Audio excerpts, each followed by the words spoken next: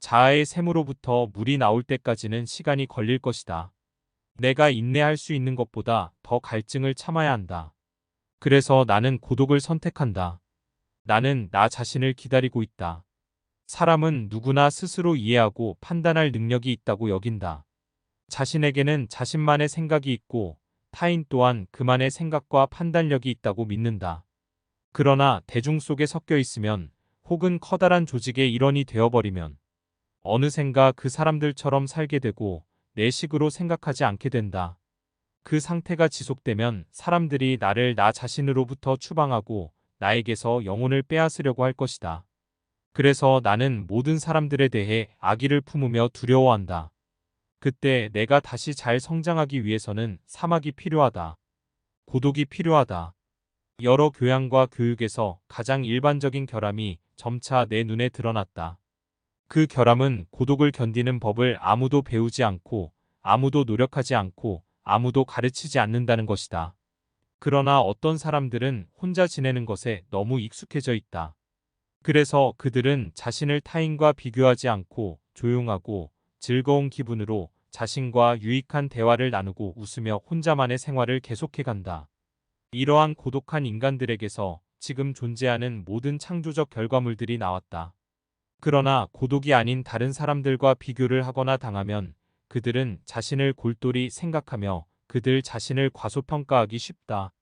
그래서 그들은 자신에 대한 좋고 정당한 평가를 다른 사람에게서 다시 강제로 배우는 수밖에 없다. 이렇게 습득한 평가에서도 그들은 얼마간 빼고 깎으려고 할 것이다. 그렇게 그들은 돌이 굴러가듯 기계적인 성격의 우둔함에 따라 굴러간다. 모든 인간이 그랬던 것처럼 지금도 노예 아니면 자유인이다. 왜냐하면 하루의 3분의 1을 자신을 위해 쓰지 않는 모든 자는 노예이기 때문이다.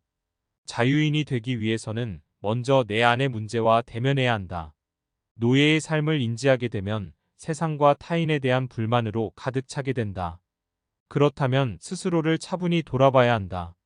어떠한가? 본인의 모습은 만족스러운가? 실은 자신이 미덥지 못하기에 세상이 불만족스러운 것이다. 그저 그 불만을 직시하지 않고 어물쩍 타인이나 세상 탓으로 돌리고 있을 뿐이다. 그렇게 자신에게는 책임이 없다고 생각하고 싶은 것이다. 그러나 계속 그리 살다 보면 세상과 타인에 대한 삐뚤어진 원망만 끌어안은 채 평생을 보낼 수밖에 없다.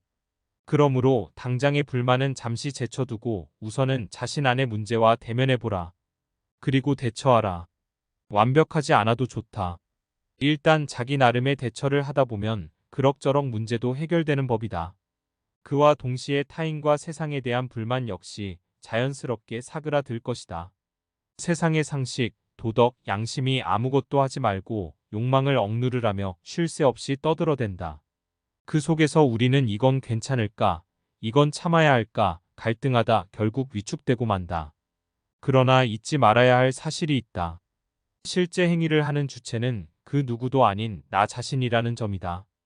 규범이나 도덕, 상식 따위의 잔소리에 얽매이지 않고 자신이 진심으로 원하는 일을 굳건히 관철해 나가라. 그러는 동안 방해가 되는 것, 쓸모없는 것, 불필요한 것은 자연히 떨어져 나갈 것이다. 그 누구의 눈치도 볼 필요가 없다. 그저 굳게 결심하고 열정적으로 행동하라. 어느 날은 방해가 되는 것들로부터 위기소침해 있거나 지칠 때가 있을 것이다. 그렇다면 잠시 멈춰보자. 주변의 사람들로부터, 주변의 환경으로부터 벗어나 머릿속을 비우려고 애써보자. 그런 후에 몸을 움직여보자. 본능에 충실한 동물처럼 마음껏 움직여보자.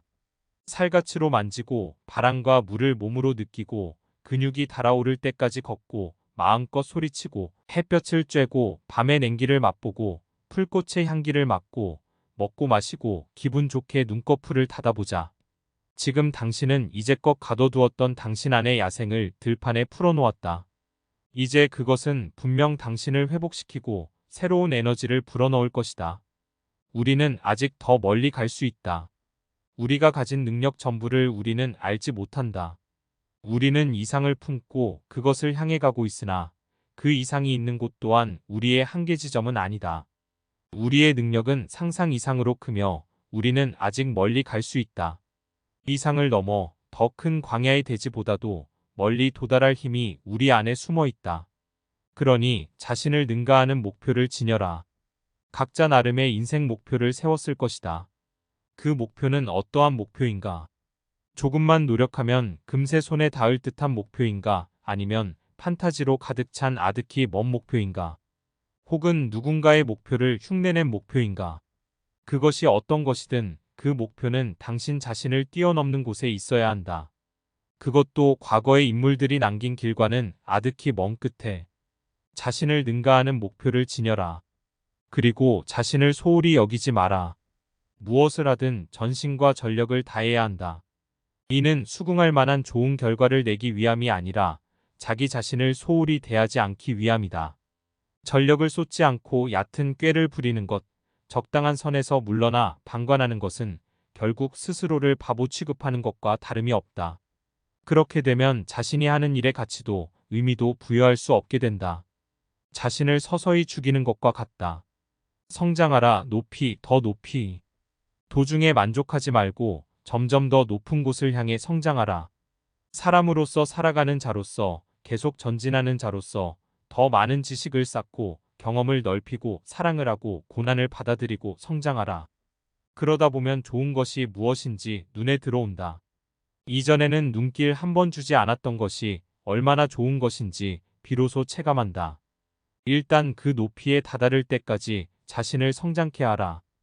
혼자가 되어라. 인간은 고독한 동물이다. 혼자가 되면 두려움과 고독함에 압도당할 수밖에 없다. 고독과 두려움을 견뎌야만 자아를 찾을 수 있다. 혼자가 되어야만 나 자신을 정면으로 마주볼 수 있고 자아를 찾을 수 있다.